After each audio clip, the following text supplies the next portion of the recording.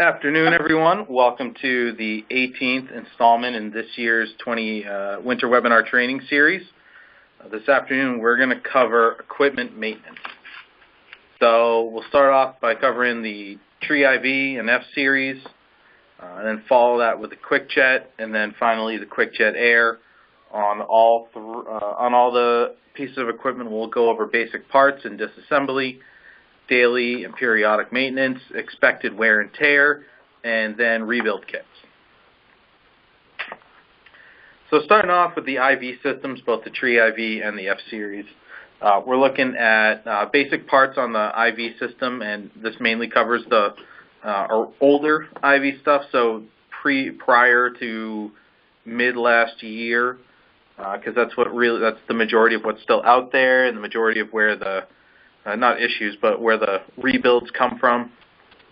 The original Tree IV bottle top assembly, the 1 liter supply bottle, the 1/4 inch chemical tubing, which goes from the cap to the banjo fitting, and then the 5/32 tubing, which goes from the banjo fitting to the Viper valve assemblies. Again, the banjo fitting is what connects those. And then all the way to the end of the valve assemblies are the Viper needles. So breaking down the bottle top assembly, and again, this covers the original one.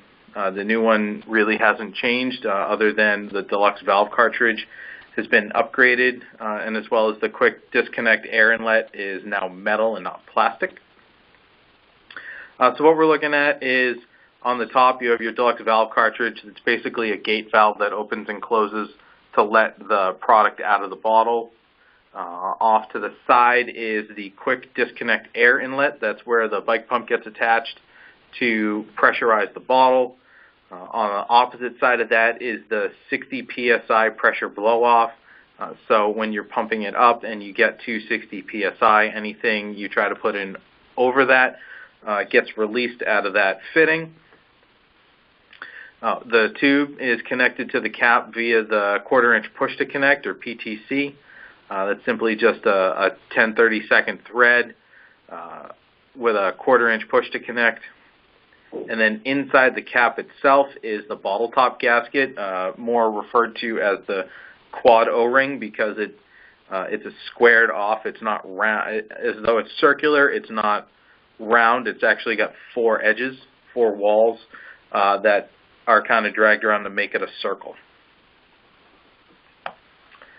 So when you go to take it off, you're going to need an adjustable wrench, the 5/64 Allen wrench, and then the 1/16 Allen wrench to really fully take this thing apart.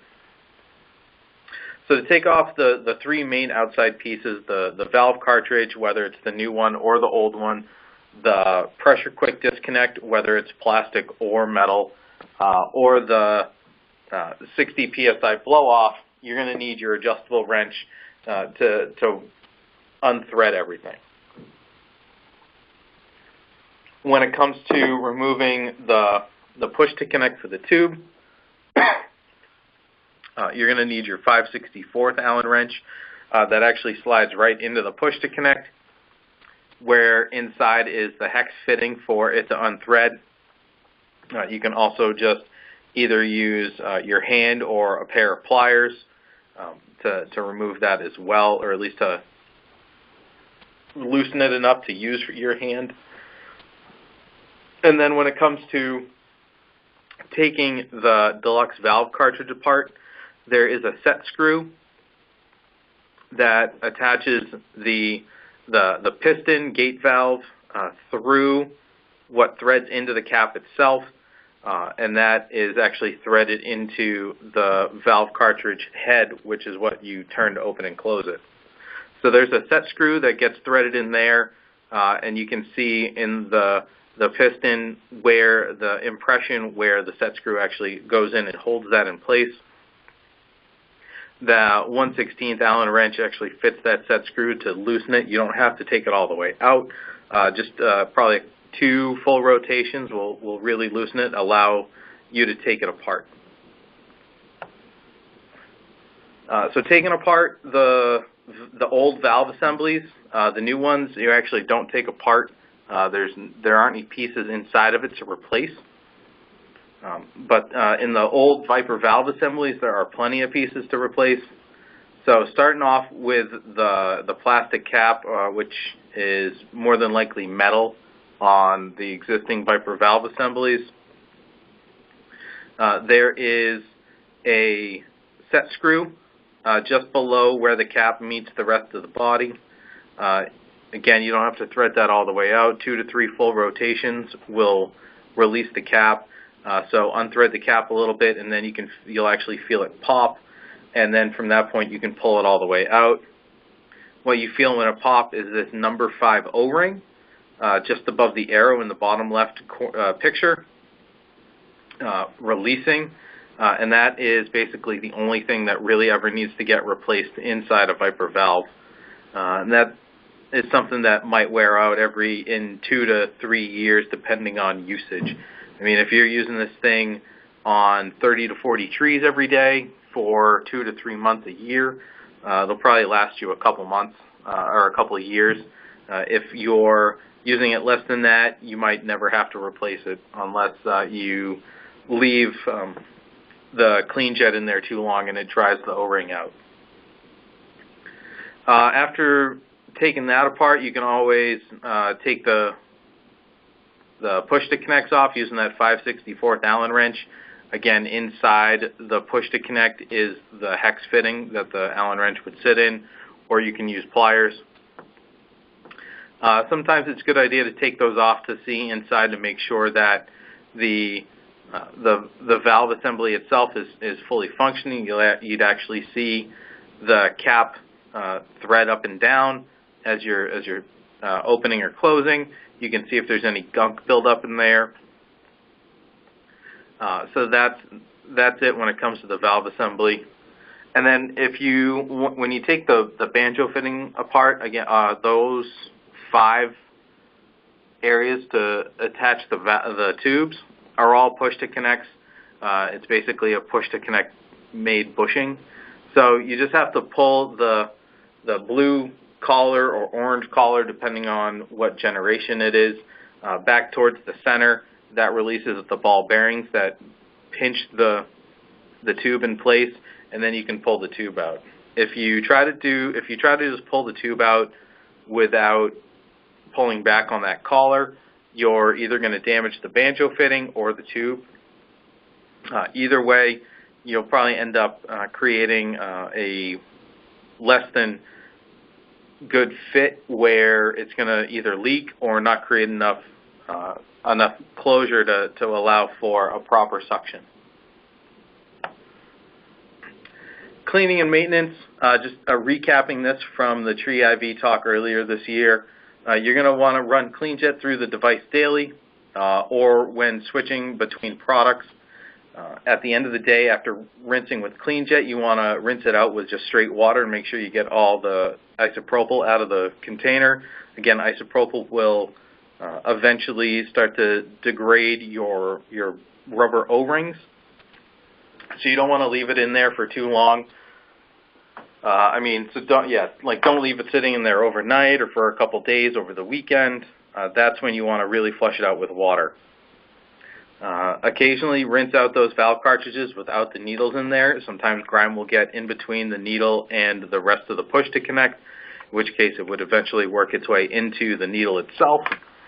So when you take the needles out to rinse the push-to-connects out, you can also run your reaming tool through the needle, make sure that's all cleaned out.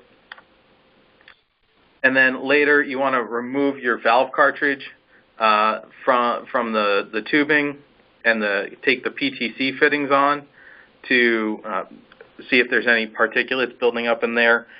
Even with thorough cleaning, some stuff can get left behind, in which case you'd end up clogging your cap, not allowing it to allow product out, or you might damage the O-ring at the base of the deluxe valve cartridge. When you put everything back together, you want to lubricate the cap threads just so it spins nicely. Also lubricate the cap O-ring inside just to make sure it doesn't dry out, and then also all the O-rings on the deluxe fitting and the pump connector. Just put a tad bit on the pump connector, just a drop, and then rub it around with your finger is plenty. When it comes to the F-Series, again, instead of the deluxe valve cartridge, there's that pressure release valve. It's quite a bit bigger. It's much more in tune with the old Viper valve cartridge tops. So there is a set screw in there that would allow you to take the cap out and replace that number 6 O-ring. So it's a little bit bigger than even the Viper valve cartridge. But you can use the adjustable wrench to remove that from the cap, and as well as the metal pressure quick disconnect. If you have an original tree IV system where you still have the plastic push to connect, even if you buy a new cap, the plastic male end of the bike pump will fit into the female metal end on the cap. They're the exact same size, they just are made out of metal. Again, the same 5/64 Allen wrench will take out that push to connect. The adjustable wrench will work on that 120 psi blow-off assembly. And then the internal bottle parts are the same, except for the longer tube is long enough to now reach the bottom of the F-Series bottles. When it comes to the rebuild kit that's in the F-Series, you're going to get 2 quad O-rings that go inside the cap, 2 refill cap gaskets. That's the black cap that's offset at the angle that allows you to refill the bottle without actually taking the full cap off. The number 12 O-rings go on the bottom side of the pressure relief valve, that open and close valve, as well as the number 6 O-rings that go on the piston that actually works as the gate valve inside the pressure release valve. And then the number 8 O-ring is what goes on the male end that attaches to the bike pump.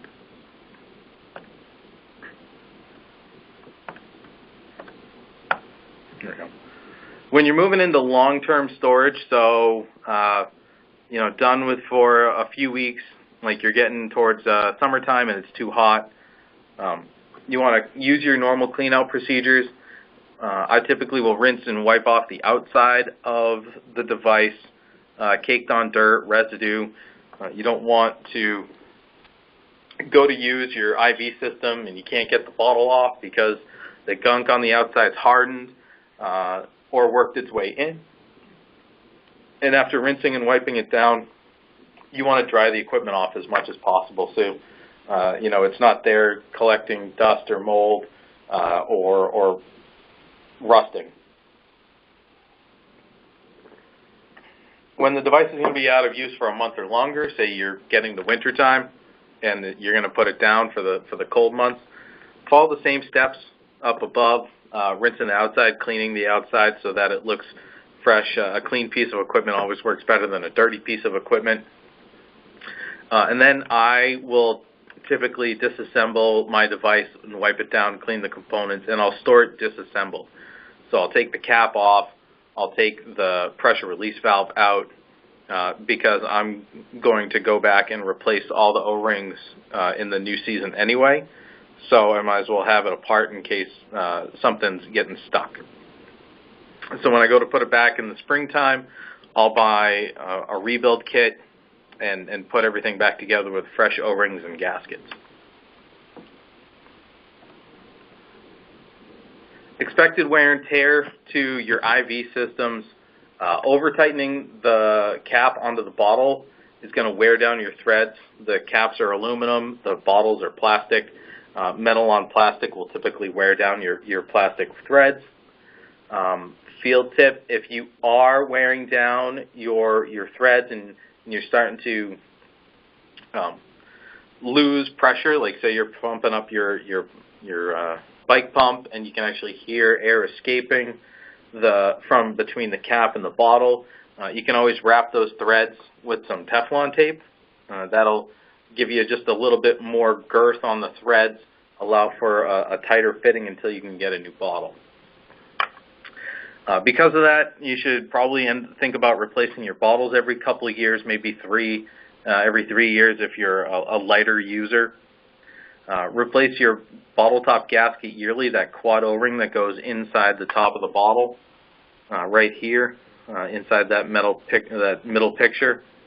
And then typically with the Viper valve assembly itself, that number 5 O-ring that you need to take the cap out to access will eventually wear out from getting up, from twisting and bringing it up and down inside the valve.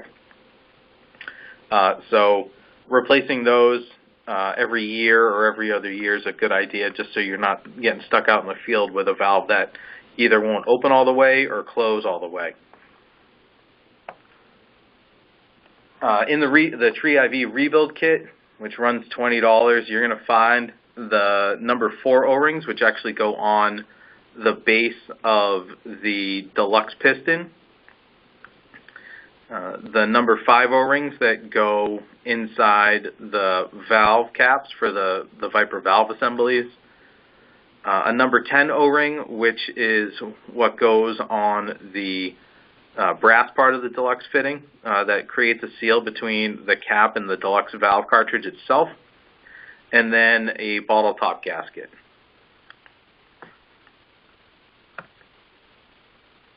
So moving on to the QuickJet. Basic parts, you have your needle, your 1/4-inch PTC that the needle goes into, the lure fitting, which is what connects the PTC to the outlet check valve. Inside the outlet check valve and the inlet check valve for older models, you have ball bearings and springs for each. Newer QuickJets have a different inlet check valve housing, which does not need a ball bearing or spring. It's much more similar to a QuickJet Air check valve, where it's a spring and gasket and not a ball bearing. You have your glass barrel housing, the barrel seal, which sits between the front of the glass barrel and the glass barrel housing, the piston O-ring, and the piston knuckle. So and a bit back from there, you have your handle assembly, which is the metal thread piece, which you'll use to adjust, and the piece that threads into that the glass barrel housing adjusts on. There's the adjustment screw, which allows you to rotate the entire glass barrel housing without having to loosen it from the assembly itself. And then the piston rod assembly, which is the piston and which is the actual part that you're pushing in through the handle and the spring itself. So the blue handle at the back, that rod is what attaches to the piston knuckle and pushes the piston knuckle through the glass barrel. So when you're disassembling, it might be nice to have a pair of pliers as well as the Allen wrenches. You don't need the adjustable wrench for this. So again, start by taking the needle out, push to connect. So there's that black collar you want to pull back on to release the ball bearings, to pull the spring out, or the valve out, the needle. And then using the pliers, you can unscrew the PTC from the lure connector. You might need to use a pair of pliers on the lure connector so that it doesn't, so that you can separate that from the push to connect. Sometimes they get threaded together tightly enough that turning one will turn the other. After that, you're gonna take the lure fitting off the outlet check valve, and then taking the outlet and inline check valve out. Just make sure that you don't lose the ball bearing and spring unless you're replacing them, in which case go ahead and lose them. If you're doing this out in the field, which I never recommend, it's nice to have like a sandwich bag, either a Ziploc or a brown bag that you can leave the tip inside the bag, so when the spring and ball bearings shoot out, They just shoot down into the bag, and you don't have to try to find them in a field of turf. After getting both the check valves off, you can then unthread the glass barrel housing and then pull the glass barrel off the piston knuckle. Sometimes the glass barrel actually stays inside the glass barrel housing. Then you just got to work it out of that. To get the piston knuckle off, you're going to need to squeeze the handle together like you're making an injection. That gets the bearing out of the way, so you can actually pull the piston knuckle off, and then slowly release the piston rod so that it doesn't spring back and go flying and possibly break. At that point, that's as disassembled as you ever really need to get your QuickJet. Putting it back together is just these steps in reverse. So you put the spring and the handle back in, squeeze it so you can get the piston knuckle back on, then release so that the piston knuckle holds everything in place, and then you put your new O-ring on, and then your glass barrel housing with the glass barrel seal at the front, all your check valves with the ball bearings. When you're going to put the ball bearings and springs in, rule of thumb is that the liquid needs to hit the ball bearing first. So if you still have the ball bearing in the inline check valve, ball bearing is going to drop in first and the spring on top of it, because the liquid's going to come up the tube, hit the ball bearing, push the ball bearing up to compress the spring and let the liquid go around it. And then once you're done letting the piston come back and pulling the liquid in, the spring puts the ball bearing back down, in which case when you squeeze the handle, it's going to go forward. It's not going to be able to go down. Then it's going to hit the ball bearing in the output check valve, compress that spring, allow the liquid to get around it, and go out, and process reverses as you go back to redraw more product into the glass barrel. Cleaning and maintenance, standard. Clean jet at the end of the day or in between products. Rinse it out without the needle in there so you can clean your needle out as well. A couple drops of 3-in-1 oil in the inlet check valve housing and the output check valve housing. You want to keep your glass barrel clean so that the piston knuckle can move through it easily.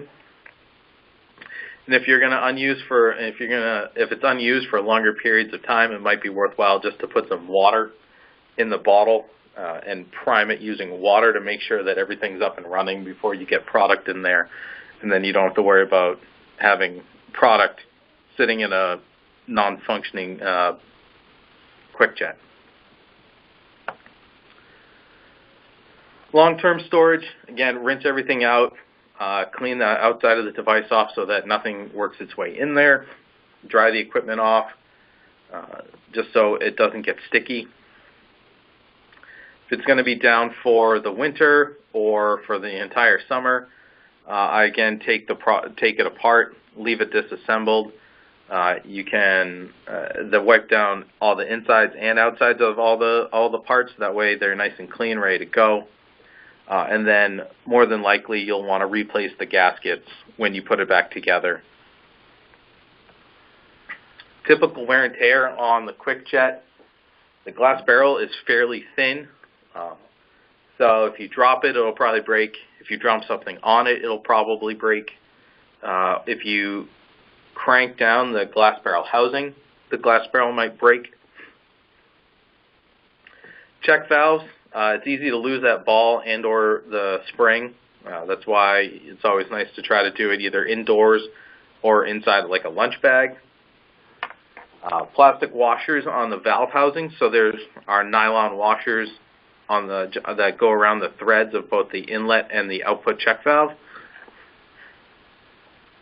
Repeated taking those on and off will wear down the nylon washers, so it might be good to replace those. They come in the rebuild kit. And then after a bit of usage of the device itself, either the inline check valve or the glass barrel housing and their ball bearings won't seat properly, so initially it's best to try to just replace the ball bearings. Otherwise, if you replace your ball bearings and your springs, and you're still having drawing problems, you might actually need to replace either the check valve housing or the glass barrel housing itself to make sure that you're getting a tight seal between the ball bearing and the housing. In the QuickJet rebuild kit, you get the 2 nylon washers, the glass barrel seal, the piston knuckle fluid piston washer or O-ring. And even though the new devices don't have this particular inline check valve, we still send you 2 springs and 2 ball bearings. And finally, the QuickJet Air, basic parts all the way from the needle back to the adjustment knob. And then the regulator, the air tank, and then the product tank. Disassembling the air tank's gonna thread off counterclockwise. Make sure that you have depressurized your regulator. With the old one, you simply just turn the knob to the off position and flick your QuickJet air switch until the pressure's depressurized. With the new regulators, it's actually self-venting, so you can just start threading your bottle off and you'll hear a little once the regulator's fully disconnected from the air tank. Taking the tubes off or the the regulator, you want to pull back on the collar and then slide the air line off, pull back on the collars that are on the push to connects to release the tubing or the needle. Taking the needle off, again, it's the push to connect, so pull back on the collar to release the needle.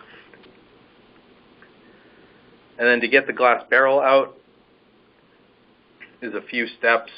You're going to want to take off that 90-degree elbow, unthread that barrel housing collar, the part that actually holds the glass barrel housing onto the body, and then pull off the housing. The glass barrel, if it sticks in there, you can just use a screwdriver or a pick to pry the glass barrel up. You're going to end up having to replace that gasket anyway, so a little bit of damage to the gasket at the front of the glass barrel housing doesn't make a difference. If the glass barrel stays on there, you can simply just pull it off of the knuckle. At that point, you're going to want to run you can run CleanJet through the device when you're cleaning the product like normal, and then clean it out with water so you're not drying out your gaskets and O-rings. Keep that glass barrel clean so that the piston knuckle can flow through it smoothly. Periodic maintenance, again, you want to lubricate your piston O-ring with some 3-in-1 oil, the air inlet and the quick connect. It's nice to put 3-in-1 oil on there so that they don't get stuck together. It's easy to pull that collar back and release it. It reduces the possibility of rusting. Then taking the for your inline check valves and your output check valves, you want to take the tubes off or pull the needle out. Put some 3-in-1 oil in there. For your inline check valve, you can use your 5/64 Allen wrench to push on the spring in the same direction that the arrow is pointing, just to make sure that that's moving freely and that there's nothing stuck in there. For the output, after you put some oil in there, you can simply hook it up to your regulator and hit the switch a few times. That'll allow the oil to get to all sides of the gasket. Long-term storage, again, cleaning the outside after you do your rinses. Make sure any caked on dirt doesn't get out there, so in case you do have to take something apart, it's not dried and basically locked everything shut. Drying the equipment off reduces rusting. When it's going to be done for the winter time, I again recommend leaving your device disassembled so it's easy to put the new gaskets and washers in there when you go to reassemble it, and that also gives you the ability to lubricate everything when you're putting it back together. Typical wear and tear, mainly the thing that breaks on the QuickJet Air is either the push to connect for the needle or the elbow that the tube connects to. That happens if something drops on it or it gets dropped itself. The glass barrel is quite thick, especially compared to the quick jet. The glass barrel housing will bend if you put it in a vise. So if you put it in a vise, do not put the vise on the metal. You'll actually want to take the glass barrel housing out, or the glass barrel out, and put it on, and have the removed sections where you can see the glass barrel against the vise. If you want to use a vise to take your output check valve off. Any of the gauges on your regulator will possibly snap off. They're plastic or just thin metal, so if it gets hit the right way, it can snap. The gauge might just break in general. And then the open and close knob on the older regulators is just held on by a set screw. The new regulators don't actually have an open and close knob. If you thread it onto the bottle, it'll open, and threading it off the bottle will close it. If your open and close knob does seem to be loose and coming off, simply loosen the set screw. I typically will take the knob off, put some Loctite on the inside, thread it all the way down, and then tighten down that set screw to make sure it stays in place.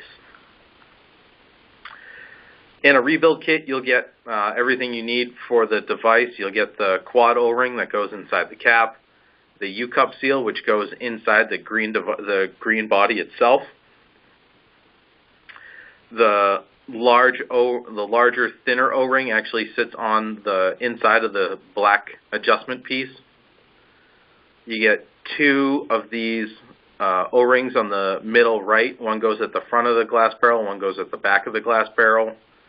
The fluid piston O-ring, so the part that goes on the knuckle. And you also get the two O-rings that go on the air tank itself.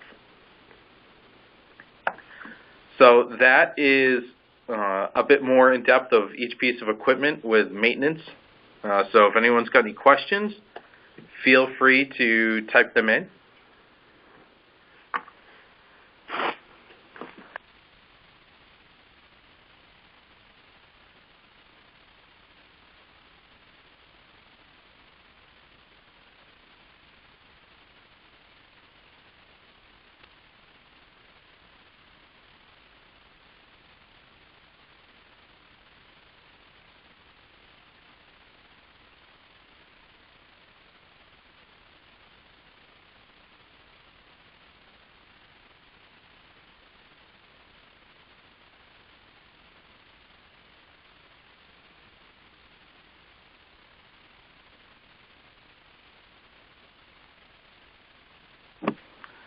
Gary's asking what kind of grease.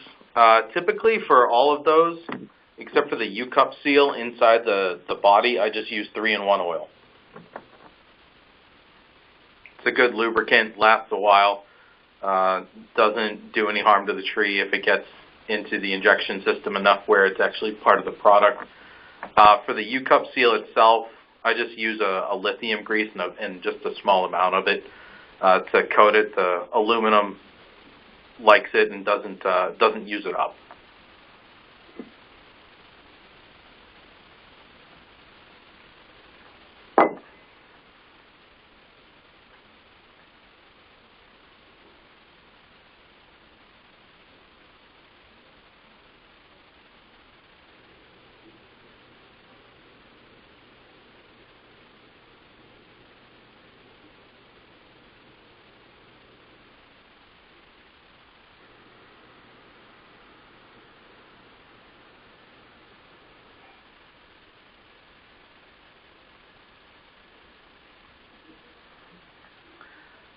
So I can see people dropping off. That's the last class for this week. There's one more week of classes next week for those of you that want to hang on. For that, have a good rest of the week, and hope to see some of you back here next week. Have a good one. Bye.